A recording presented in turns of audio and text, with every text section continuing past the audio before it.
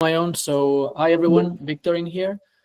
I'm a pretty experienced roboticist and cybersecurity researcher, being around for quite a while, both in robotics and security research. My main area of interest is essentially automation, both across robotics as well as security, cybersecurity. I lead the research team in Alias Robotics. And I'm delighted to participate in this community. Hopefully, we can pump in a lot of resources and stay collaborating with many of you for a while. That's about it. Who want to go next? Adam, do you want to go next? I see a few hands. Just take Sure. I can go next. I didn't know I had my hand raised, but that's perfect. Yes, go for it. So, Adam, I have a background in pen testing, development, in particular software development, working with actually also another solution, not only CAI, but at Secure, which is a startup I'm starting, aiming at autonomous pen testing. So I'm super interested in this. I hope I can contribute something there. Let's see. Awesome. Super pleased to have you, Adam. Thank you. Thank you. Go for it, folks. No need to raise your hands. Please, don't be shy. Hello, everyone. If you could hear me. Yeah, we can. Okay, cool. My name is Anthony Hudson. I'm from Ontario, Canada, Ontario, and I'm in college right now for system administration, and I want to get into cybersecurity. And first, I'm basically want to master the fundamentals per speak. So I do system administration first, and then when I get more comfortable with networking, then I could trust myself with cybersecurity, right? Because with AI, it's like any slip, you're done. So yeah, pleased to meet you guys. Likewise, Anthony, and you're in the right place. Thanks. Hello, can you hear me? Yeah, we can, Chris. Super. So, well, my full name is Cristobal, but I don't know how to change my name here. But so I introduce myself. I'm studying a master in Austria in the University of Klagenfurt in artificial intelligence and cybersecurity.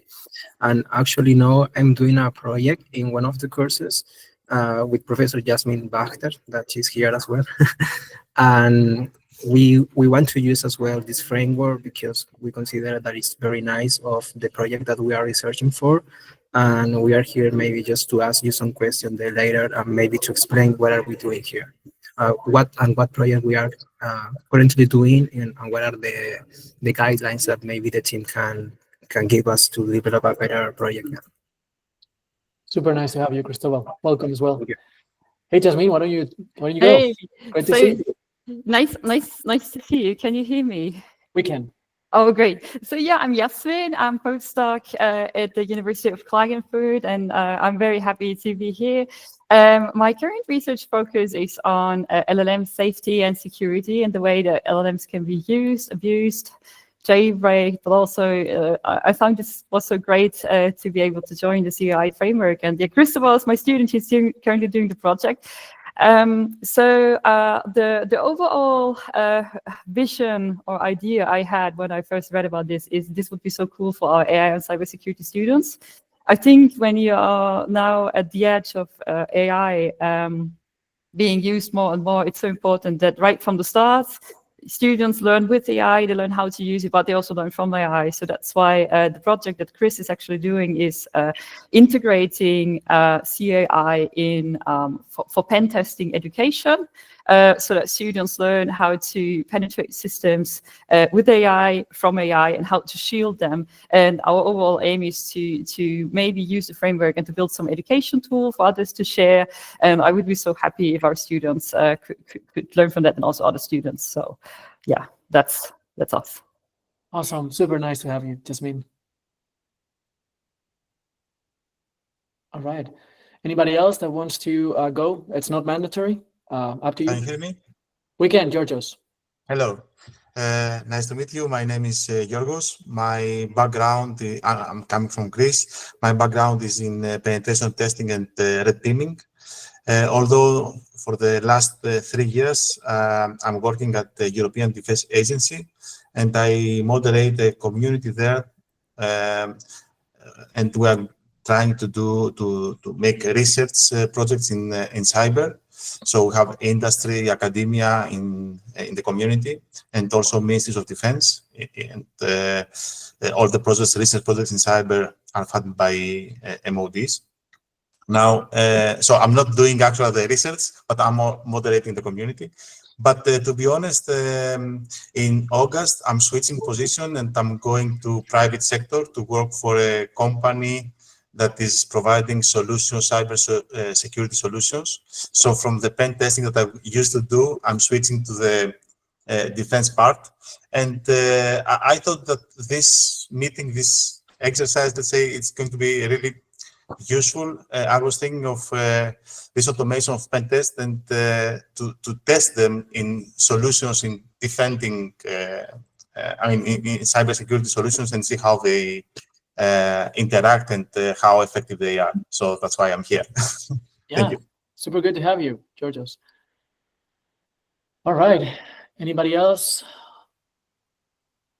Otherwise, we can kick it off. So maybe one thing I can say while someone else encourages himself or herself is, hold on, I think there's people I need to accept.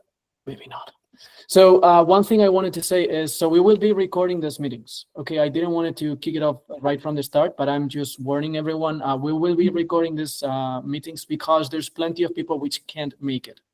Okay, we have selected a date and a time that we hope it's convenient for most of the people around the world. However, unfortunately, that's not the case pretty much for everyone every single time. So we will be recording these sessions. You can have them offline, all right? We will be uploading and doing the management. The minutes will remain there across our sessions. So if you cannot make it to one of the upcoming sessions, do not worry. You can check out the recording.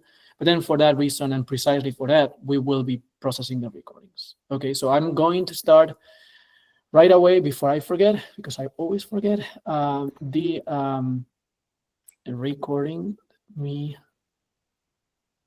see if I can find this. Here it is.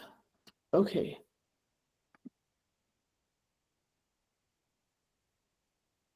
So I believe it's recording right now. Very good. All right, fantastic. So again, thanks for all of the intros and welcome everyone to this first community meeting. Once again, and I will now share the minutes will be available from now on in this link. This will be uploaded to the README in Markdown, and we'll try to keep everything tidy. But again, good to have that handy so that you can contribute and or suggest anything now or in the future. So having the presentations round out of the agenda, then I'd like to start the meeting with a short recap of where we come from and why we built this thing. I'm gonna try to be time effective on that regard. And for that reason, I'm actually not gonna get into presentation mode. So you can see me and just, well, actually, you can see me regardless. I just can't see you. So we'll do it this way. And I'll try to be very brief. So again, Cybersecurity AI is mostly driven by Alias Robotics, which is a startup based in Europe. We are funded by the European Union in their excellence program called EIC Accelerator. It's a terribly challenging program to get, but once you get it, you get pretty much all of the support from the EU and member states.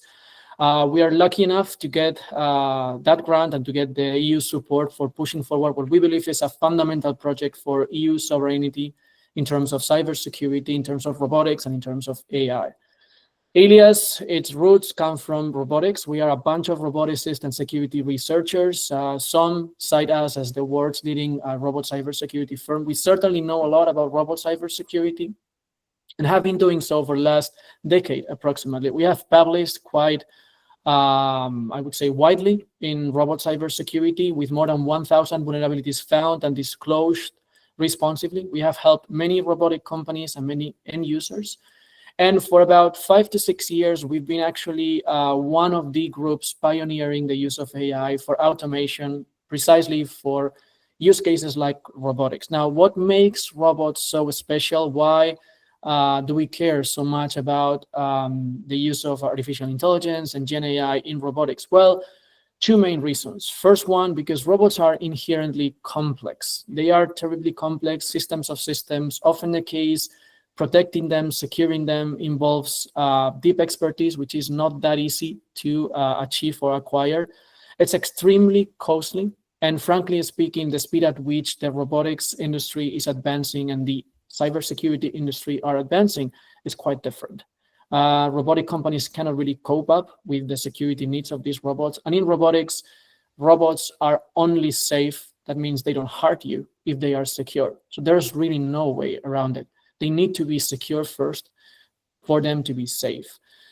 This slide just includes some of the POCs we've developed over the years, inserting ransomware in some robots, showing how we can compromise their safety via security vulnerabilities across robots, across vendors, across regions, and with many, many, many collaborators.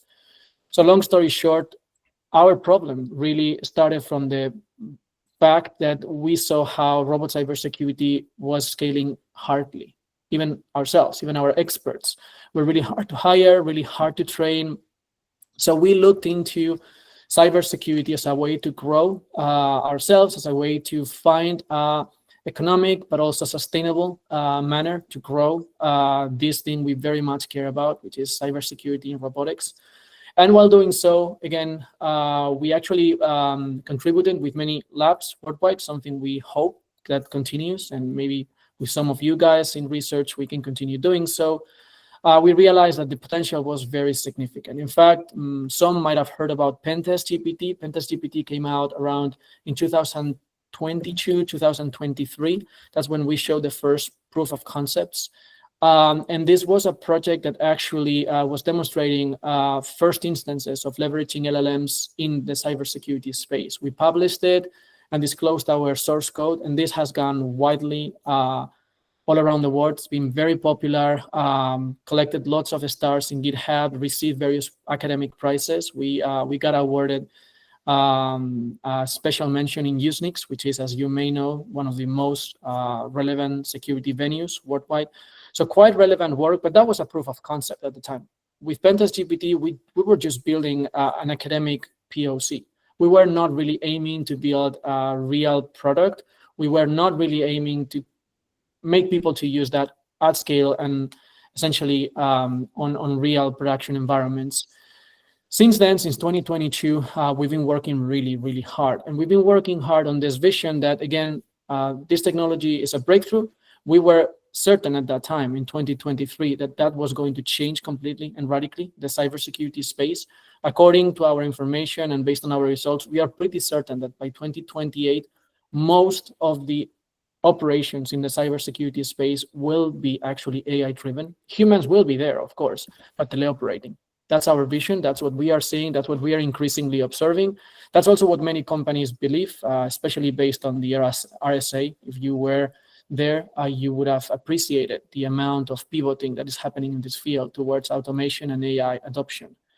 So again, with Pentest GPT experiences, we started building towards further automation. And that marries nicely with this table we have built in-house and have been keeping for a few years now, which we are presenting to you, which essentially discloses the levels of autonomy in cybersecurity, going from the complete manual, which is what actually many companies are still doing today.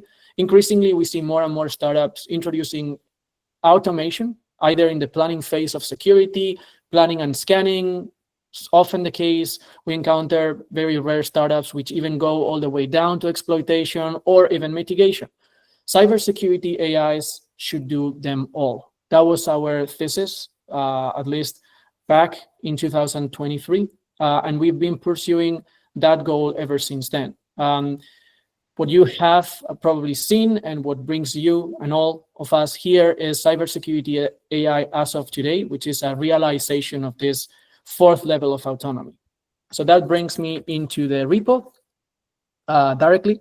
So cybersecurity AI, if you have observed, is growing actually quite rapidly. Every time I tend to reload, the stars seem to go up. The repository itself, actually, let me stop that. The repository itself is or should be self-explanatory for now.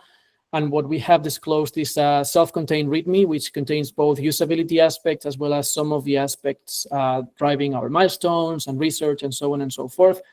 It is, in a nutshell, a scaffolding for building security AI agents, or AI security, as some of them call them. We just don't like quite much that term and call it cybersecurity AI because it sounds to us more naturally, but maybe that's because we are non-native. But regardless, that's the name we started with. And please pay special mind to the fact that it's a scaffolding. So it's just the tooling, the scripting needed for you to enable to activate your agents. But of course, besides the tooling and the scaffolding, you need to provide the model. Now, for us to remain agnostic on that, we have supported or attempt to support the most popular models. We are not picky about that. We actually support more than 300. So pick your favorite model. We try not to meddle with that. And if there is a model we don't support, please raise an issue, raise a ticket, let us know which one it is, and we will do our best to try to support it. Now, I'd like to mention just a few things that have been achieved so far with cybersecurity AI since its disclosure, which happened, by the way, literally 4 weeks ago. So it's been very fresh, I must admit.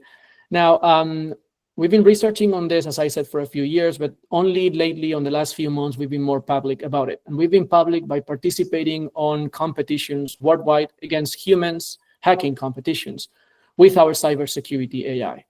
We've tried to do so by essentially not acting, or at least trying not to fix or solve the problems ourselves as humans, but letting the AI solve it on its own. While doing so, we realized that the potential was actually quite mature. We managed to rank in the top 90 hackers in 5 days in Spain.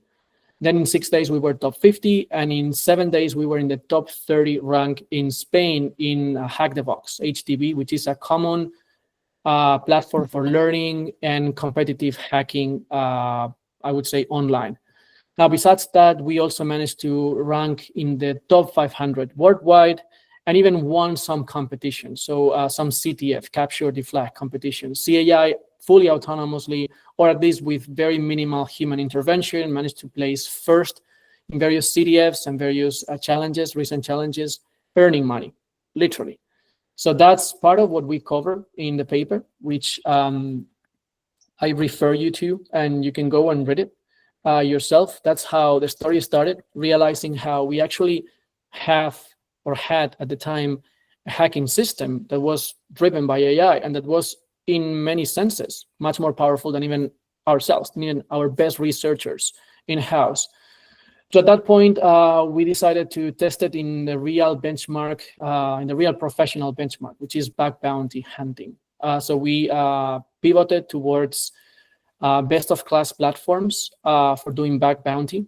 And essentially, we both hired best bug bounters in Spain, asked them to please bug bounty for us, and then to do the same with CAI. And then we contrasted that with a group of essentially researchers with no strong security background, but just enough knowledge of using CAI. And we then compared the results we obtained against professional, best of class bug bounty hackers and just a bunch of researchers with CAI. And the results were somewhat shocking to us. And that's the point wherein we decided to disclose everything. They were shocking because we realized that actually the non-security experts managed to, at least in a quantitative manner and quality equivalent, managed to actually match the experts. I'm not saying, obviously, that the bugs found were the same. That's not the case. But nevertheless, we realized experimentally that this tool empowers people to hack at scale. People without experience, people without security training, and essentially people with a clear mindset to secure their assets. SMBs, small businesses in Europe, which actually populate us all, and worldwide, not just in Europe. So that's kind of like the kicking line and how this project came into light. That's how we arrived where we are today. And altogether, there's a very strong message that CAI empowers anyone, to start hacking is something we very much are interested in. It's something we internally called vibe hacking, just trying to be friends with the vibe hacking trend, so to speak. We'll speak more about vibe coding afterwards, because I think Yasmin and her group have interesting stuff to share about educational use of CAI. But for what concerns the introduction, I think that's about it. I will not go into every single detail of CAI. I encourage you to go through the README. One thing I will say, though, is that right now we are lucky to say that CAI has been ported to various platforms. So it can be run on Microsoft Windows, can be run on Apple OS X, it can be run also in various flavors of Linux. It can be run on multiple robots. It's actually my pleasure to say that just right now, today, Kai is running in multiple robots, even in some trade shows, and even in robots meant for defense purposes. So very interesting technology that can play a relevant role in our security future. Not only robots, but also in handhelds. We have tested how CAI can run in our phones. Whether you have an iPhone or an Android, that's up to you. But it's at the, let's say it's in your hands if you want it. So again, with that, I think we can call this introduction done. We can have a deeper discussion on any related topic you may want to during the Q&A section or discussion. I will now try to wrap this intro by essentially telling you a bit more about some of the futures our team is working on, which does not necessarily mean are the futures you are interested. And for that, we will be asking you directly, please tell us, what are you interested on? But I'll let you know, myself and my team at least, what we believe is worth researching, what we are researching, and some of the things you will see very, very soon, which we aim to push into GitHub, into a new branch, into a new release, actually, which we are going to call the 0.4 very, very soon. So with that, and looking at the agenda notes, why don't I pass it over to my colleague Lydia, and she tells us a bit about documentation, which is one desired future we're working on. All right, so I'll stop sharing. Hi. Hey, Lydia. Hi. I hope you can see the screen. We can. Yeah, okay. So we are trying to port new features and trying to develop this new version of CAI. And as you may know, we already have a README here, but in the new version, I guess we have many more features than before that it raises us the question to maybe start a full, more in-depth, detailed documentation. So we are trying to port it into a full standardized documentation format like this one. It is still under work. So we just started it like really recently. And we are trying to port everything, and especially we were very interested in your opinion, like if you had any struggle when installing CAI, if you would like to see something new, if you have any questions or any problems that you may encounter from time to time or anything, that would be super helpful for us so we can make it more usable for you and the whole community. And so that's it. Thank you. Yeah. Super awesome. Thank you so much. Great. So as Lydia said, we're all ears. Please tell us what you need from a documentation perspective. This is something, as we said, it's coming very, very soon. We're hoping to publish it in the next few weeks. I would say days, but I don't want to overpromise. So next few weeks. And again, of course, it's a place wherein we expect your contributions as well. So thanks a lot, Lydia. That was awesome. So now, besides documentation, we're also working on something we believe is fundamental, and also something some of you have already expressed interest, which is benchmarking, or evals, as some like to call it in the AI space, mixing terms and somewhat confusing. But so we are very interested in doing evaluation because we not only care about having proper results from a security perspective, but also doing it in a sustainable manner, both across usages. There is the offensive usage of this tool. There is the defensive usage of this tool. There is the know-how and knowledge pure usage of this tool, which can support various use cases in industry. So I let Maria speak about this if she is available. Hi. And Right. we can hear you, Maria. Yep. Okay, perfect. So as Victor said, we are really interested in benchmarking. We are trying to add a new benchmark to evaluate the state of the art models and determine which one is the better to use with Kai. If you could read, you have time to read our paper. We use an inter-benchmark composed by 23 DTFs, and we're trying to add in 3 more benchmarks for evaluate the new models. They actually work in Olama, and we integrate with OpenRoot, and we compare open source versus private models. I don't know if you could share the Sure. graph pictures.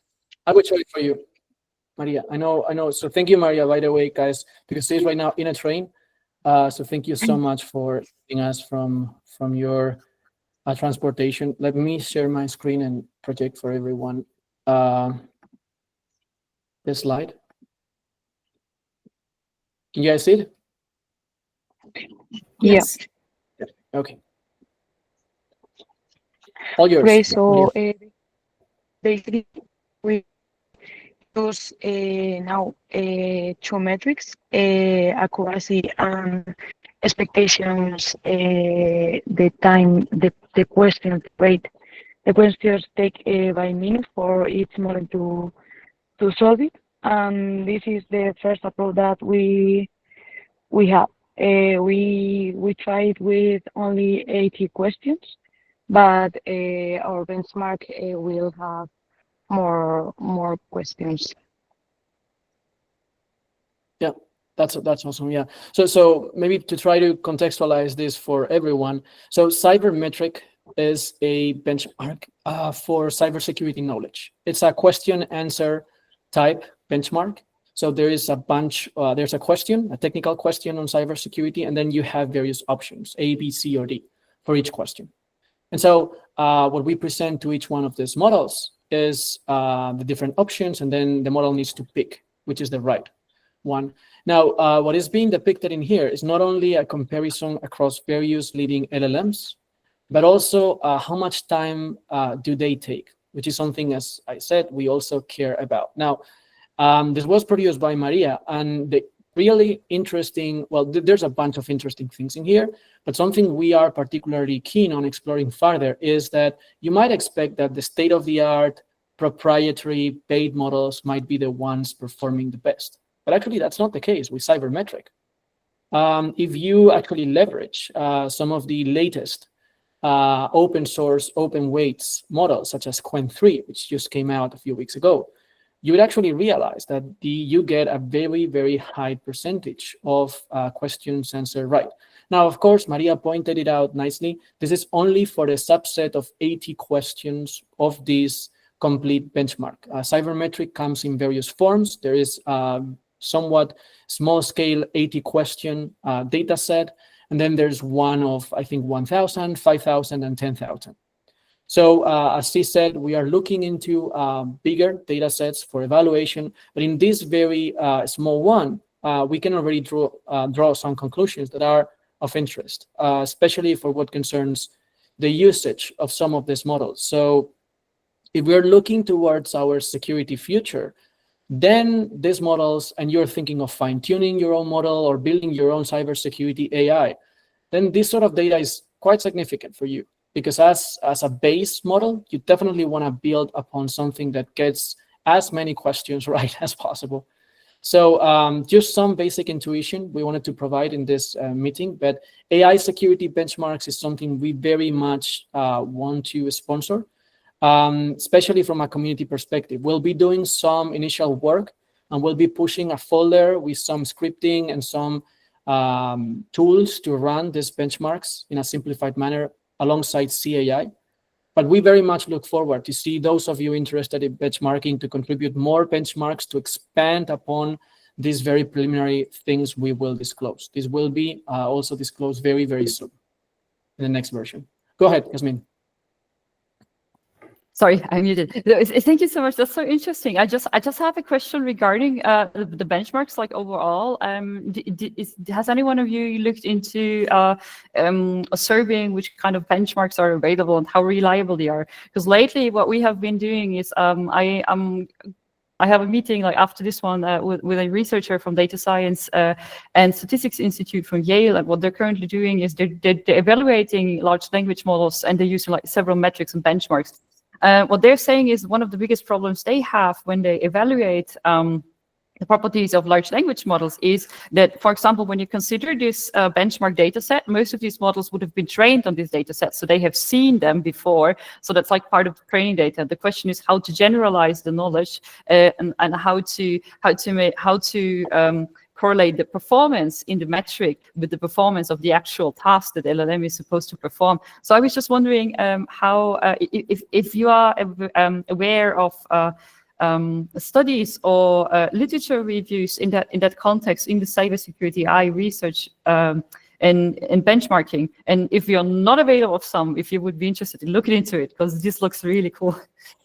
Yeah, that's a fantastic pointer you're raising there. So various questions. Let me try to tackle them all. First, concerning our interest, definitely interested. I've personally looked into this, and we have been surveying literature for a few months now, paying lots of attention to benchmarks. There's many benchmarks coming up that I can tell you very rapidly, some of which actually have been not as stable as I would like to. There's, for example, a new one that just came out very recently called CVE Bench, which I am interacting with the authors because it's non-reproducible right now. So there's lots of them. I'm speaking, by the way, about security AI benchmarks. I just want to be clear, not like more LLM generic benchmarks. I totally agree with your assessment. And that's something we've kept in our minds from the very beginning. Now, I'm going to try to answer some of your other questions by explaining what's the rationale we apply internally. Okay, so we particularly right now, we have selected a bunch of benchmarks, as Maria has said.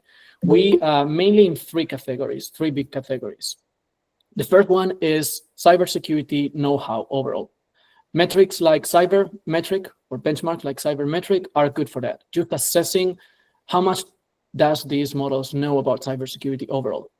Now, of course, we know that these models easily might have been fed on the precise questions that so their training data contains them. We just cannot tell because many of these models don't have their training data sets disclosed. And frankly speaking, it's a ton amount of work, which we are not as interested as in seeing what is the greatest starting point for our future work. So again, just know-how in cybersecurity. That's the first group of benchmarks we are looking into. Cybermetric is one of the two we have selected. SecEval is the second one. The next big group is CTI. So there's currently quite a bit of interest in CTI. In fact, Google and Trend Micro and Cisco have released LLMs, some of which are open weights, which are supposed, and I say are supposed because we don't get the same results when we try their models, to perform properly in CTI. CTI is fundamental for industry use cases of this technology, especially in SOCs and related. So definitely interested in CTI. And then the third group is actual CTFs or experimental exercises. Now, to your question on overfitting the model with training data, which is then used for evaluation. That's in a nutshell what you were raising. Let me spend a few words on how we are trying to avoid that, specifically in the third group of benchmarks, okay, which is the CTFs. So of course, many of these models read the whole internet, including CTF write-ups. Okay, so what we have done and what we will probably continue doing and have been doing for the last few months is we have partnered up with Hack the Box HTB. And Hack the Box, essentially by their terms of service, do not allow their IP, their intellectual property, to be disclosed while it remains active. That means their CTFs are not open source. They do not allow write-ups. So there should be no information around in the internet that these models can train upon. Especially they are interested on this because it's their IP. Actually, that's how they make money, literally. So, so I think there is credibility in challenging these models against new unseen CDFs. That's the first thing we are doing to try to avoid falling into this overfitting scenario many people is encountering. And the second thing we're doing, just me, and we did it already, and we report on it in the paper, is we are doing bug bounty hunting. There is very little argument you can pose against the fact that we went out there in the wild and we started hunting bugs which were not discovered before. And CAI has been paid for it, literally. So I would argue that nobody could claim that in such a scenario, we actually were overfitting. So those are the two big things we're doing, partnering with HTB and also trying to do BBP bug bounty program exercises from time to time. There's many more things we could do, but I'm definitely interested in this line of research. So ping me and let's have an offline conversation anytime, please. Awesome. And also, thank you so much, Maria, for bringing up some of your research. Now, last thing I'd like to bring as an upcoming future is essentially some of the capabilities some of you might have been looking for but haven't found so far in CAI. And I'll let my colleague, Luis Javier Navarrete, break it for you. Luis, go for it. Hello, everyone. I am Luis. We are happy to share the first demos of the version 0.4 of Cybersecurity AI. We have reworked our code base for a more scalable architecture, so you can now run multiple agents at the same time from one instance. And we have implemented support for more NCP server types. Our agents now have guardrails. This helps them limit their output for safer cyber operations. Plus, agents can now call other agents just like tools, agent as a tool. For the user experience, we have added streaming support. The user interface is much faster and it tells you instantly when commands start. We have markdown display for non-streaming outputs and clearer visibility when agents hand off tasks. Luis, let me stop you there for a sec. Are you projecting something? No, I will project right now. Sorry, go for it. Continue. Okay, let's check the POC. You see? Let me see. Yes, we can see your screen right now. Yes, thank you. Okay, first we start Kai like always. Then we select our model and agent. This agent includes a handoff. Using the virtualization command, we will run Cybersecurity AI inside an attacker container and start the demo.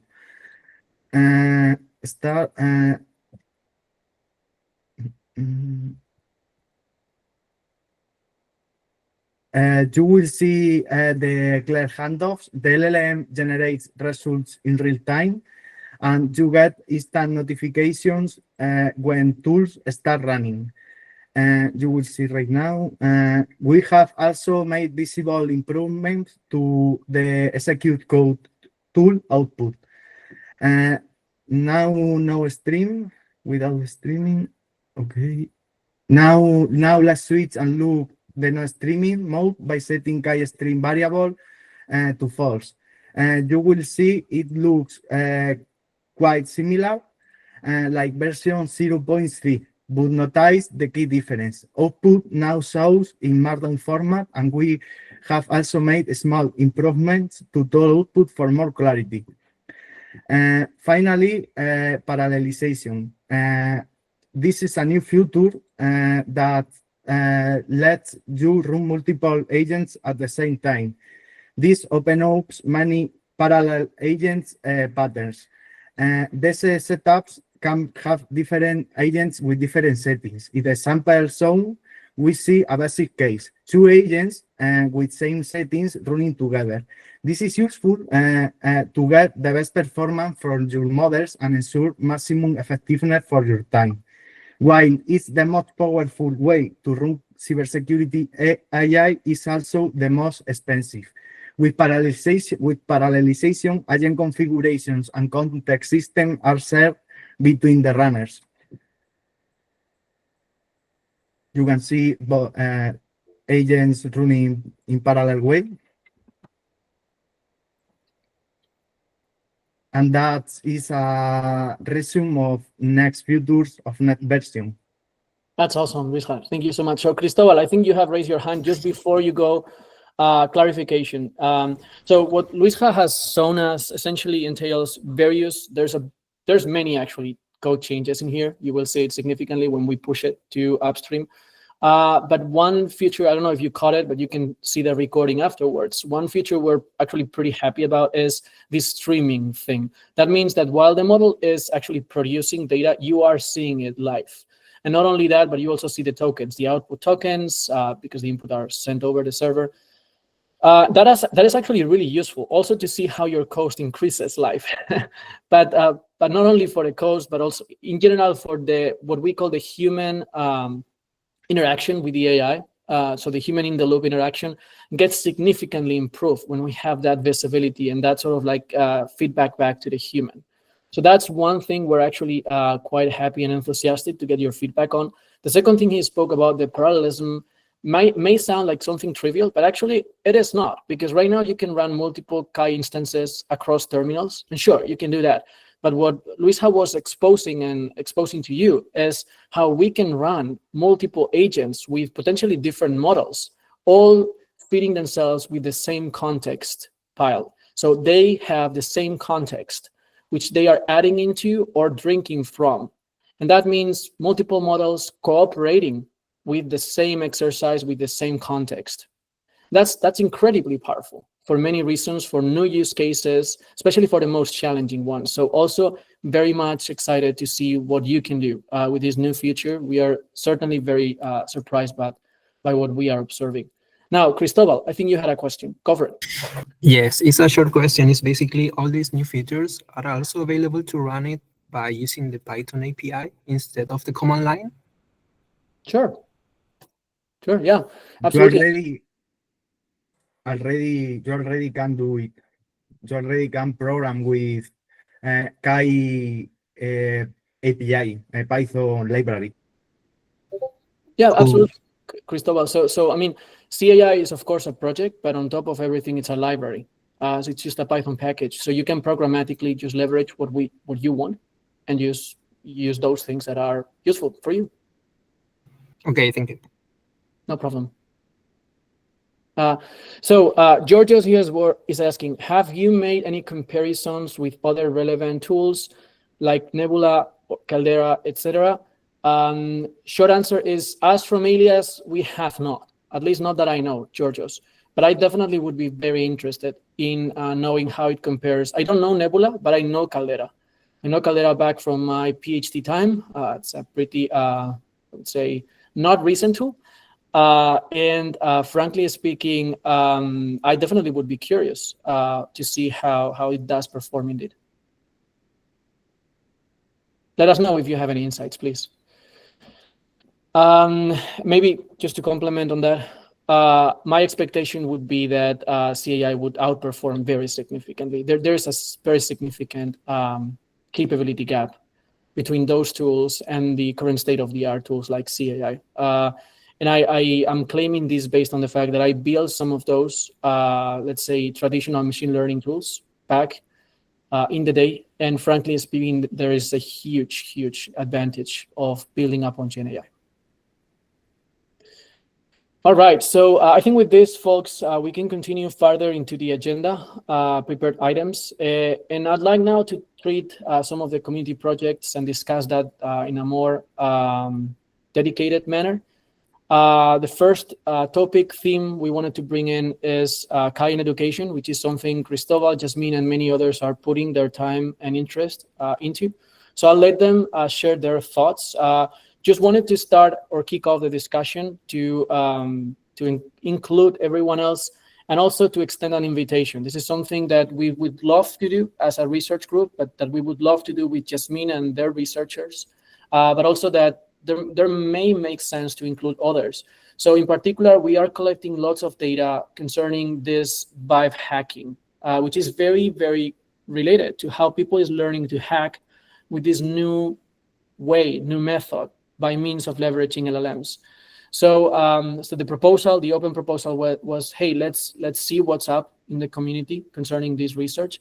But from our side, we would be more than happy to maybe push forward a joint publication in something along the lines of cybersecurity AI teaching to biohack. But of course, we're totally open to the theme, to the title. We just have very interesting insights on this that we'd love to channel towards something researchy. Now with this, Jasmine, Cristobal, please take it over. Yeah, I think maybe I will say a few words and then we'll hand over to Cristobal. So I'm very happy that we got this chance to do this. So essentially, well, the idea to integrate CAI for teaching actually came from the fact that we had a student project that was actually like built on the web code. So the idea was, like many people learn how to hack, or at least they learn the cybersecurity basics, the first steps, I would say baby steps, using this kind of frameworks like web code or Hack the Box or these other frameworks. And the idea was to use these didactic examples and to integrate it with CAI in order to show students, okay, this is how you can do this manually, but you can also learn how to do this with AI, and you can learn from AI. And Cristobal, I will now hand over to him. He actually, it's his student project to implement the first steps. And I can say it actually works quite well. And the next steps would be, of course, to test how students adapt to the new opportunities. So how we can leverage teaching pen testing and teaching security to students, but with AI, whether it makes sense, whether students have a higher learning curve or progress. And this is something that would be very interesting to measure. But now I will hand over to Chris, who will talk a little bit about the implementation parts there. Yes, thank you so much. So I will try to explain the more technical part of the project. Basically, our target, as Professor Jasmine was saying, it was web code. That is the system that you can use to test, to hack with the different sections or the most typical vulnerabilities. But now as well, we are trying with port triggers, with all the laboratories that are in the different sections. So what we are doing now is extracting all the information in all these different laboratories by section, and then use all this data as an input to the different models that we can use in the framework, and obtain an output that basically the output consists of to hack all the laboratory. So I noticed that, I don't know if it's currently yet a feature in the framework or no, but I noticed that there's like a little video explaining how you can actually do that by using the command line.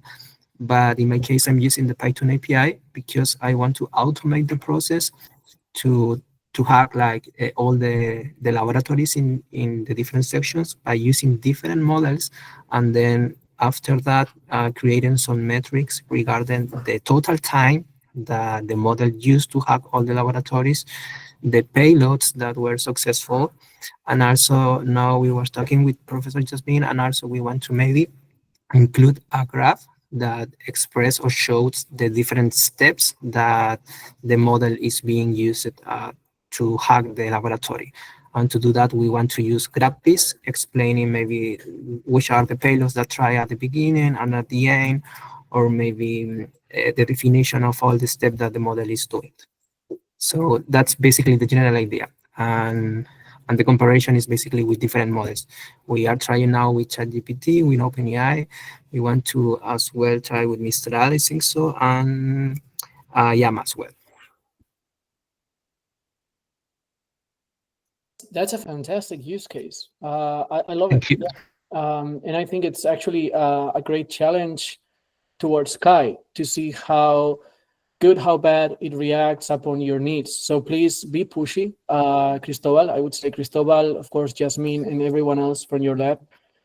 Raise issues, raise tickets, complain about things that don't allow you to empower yourselves. There might be things that might be hidden somewhere in the code. We haven't quite exposed themselves, but we could do a better work. Please let us know. And definitely, there's lots of things to improve in terms of usability. And I love the fact that you are automating things at scale. I mean, CAI is still, as I said, very, very immature, just 4 weeks out in the wild. And there's already people using it to build prototypes at scale. So I'm delighted to hear this. Yeah. Is there anything, Cristobal, Jasmine, that you guys are currently missing? Something you definitely would say, yeah, this future would simplify our life? Yes. So several things and several remarks. So we also like the initial idea of using Python actually was to use Jupyter notebooks, because this is something where students can not only execute the code, but they can see that you can have markdown explanations in between. You can go step by step, and you can really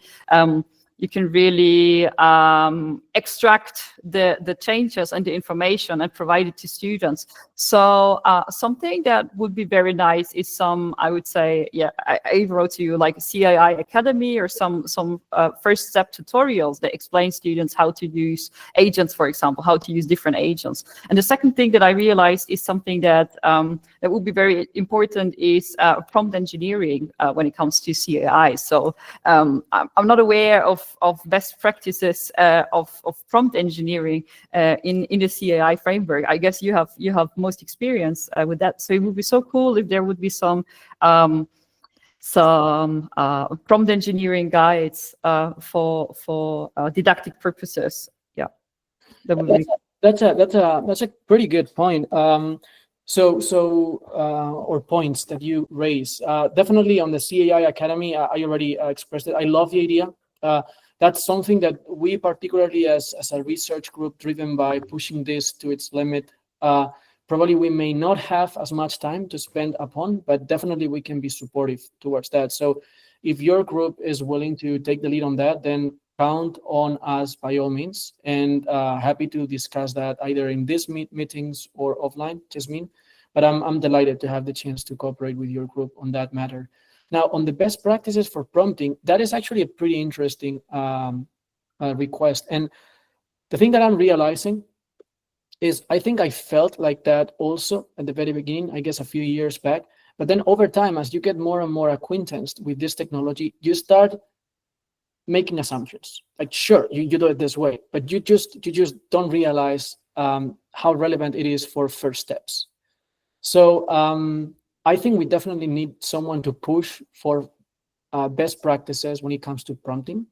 I'm going to note this down and have a round of discussions, not only in our research team, but also surrounding our other teams at ADS Robotics, because there's also probably many people that is needing the same information. And definitely this needs to land in the documentation. So yeah, thumbs up for this. Let's do it. Let's do it. Let's find a way. Sorry, I just have a last question. But it's a technical one that is basically just a suggestion if you can give us. That is basically, I noticed that in the framework you have different agents, and also some of them are predefined. Currently, we're using a custom one based in the examples that you have in the repository. But also I noticed that in the example of the Pulsetrigger that you have in GitHub, you are using a red agent.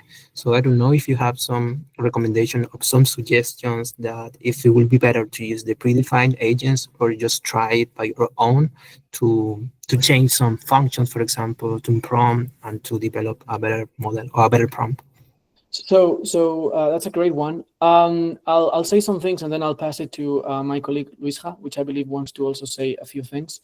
So first recommendation and answer to your question is, so concerning which model, which agent to use, typically the red team agent should be probably the best fitting one for offensive exercises. At least that's according to our results. Whereas the blue team agent is likely to be the most generic for defensive ones. Now, depending on your use case, you may need more specialized prompting and or agents. Okay, so that's down to your use case. My recommendation to you is I would start with the red team agent, and then I would fine tune it to my needs. Now, if you're using custom agents, because you said you are, my second recommendation to you would be contribute that agent back into the source code via a pull request. And the rationale here is twofold. First, we are having this precise community for the sake of supporting each other. and your agent actually might be improved by a third party in here in this precise call. So you actually will benefit yourself from that. So that's a first reason why it's a good idea to do that. Of course, it's up to you, Cristobal, but I highly encourage you to do so. The second is actually due to compatibility reasons. So the source code is moving very fast. And now we're trying to be backwards compatible in every single change we make, and otherwise we will just denote it appropriately. But things may break down the road unless you pay lots of attention. And not everyone can be always fine-tuned because you have your own use cases. So the best way to ensure that your agents remain compatible is to contribute them back to the main source code. Because then that way, our team will just pick that up and will support it and maintain it for you. So that's also a second reason why it's a good idea. I think I'll just say that. Luisja, I think you wanted to say a few things to Cristobal's point. And you say all. All right. I hope I didn't say too much. So, Cristobal, did I answer your questions, or do you have any follow-up? No, everything clear, and for me will be amazing maybe to contribute then if I can do it out as well with the agent, as you said. I mean, and even at the sake of just repeating myself, please contribute, not so much for ourselves, because it's just more work for us, for me and for my team. Please contribute for you, because down the road, that's going to be maintained, that's going to be supported, and probably people's just going to twist around your agent, and it's just going to hack around your prompt. That's hours of engineering someone's going to do for you, and that's what this community is for.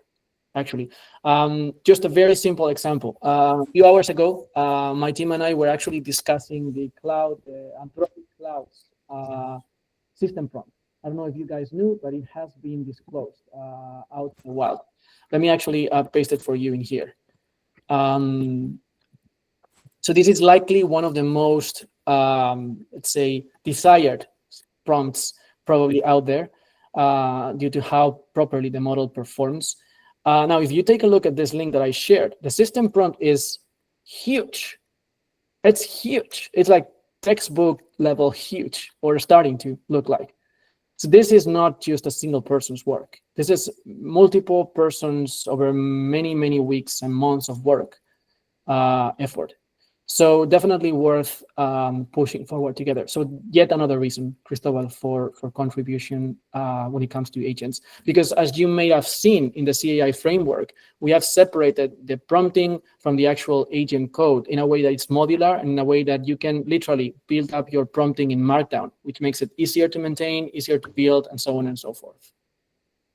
Thank you. Use JSON and Markdown language to make prompt, because LLM gets better if you structure the prompt like not like a program, but the prompt must have his structure, like a text, also like a formal text.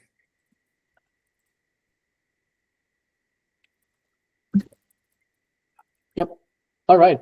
So Kaizen education is going to be a reality. And on that, we'll be cooperating together with Cristobal, Jasmine, and many others. The rest of you folks, don't be shy. If you're interested, just speak out loud, and we'll be including you in further conversations during these meetings. Any more topics, community projects, discussions, issues, questions people may have out there?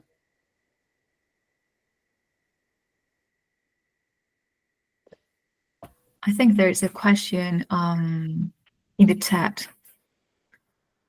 From Georgios, can you see? Okay. Can CAI be also used in identifying attempts to exploit vulnerabilities? Absolutely, yes, Georgios. So definitely, yes, and let me give you a practical example. So one of our collaborators, which is actually today with us, but is occupied, unfortunately, and since we are 1 minute over time, he probably left. Francesco, he's working on a very special agent, which actually is in parallel, actually, oh, here it is. So I'll just explain it in case you cannot speak for yourself, Francesco, but he's working on an agent that is actually monitoring traffic live and can happen in parallel. So think of Wiresharking your way into the context. So literally, it's just grabbing packages, it's pushing them into the context, and then it's analyzing based on the LLM.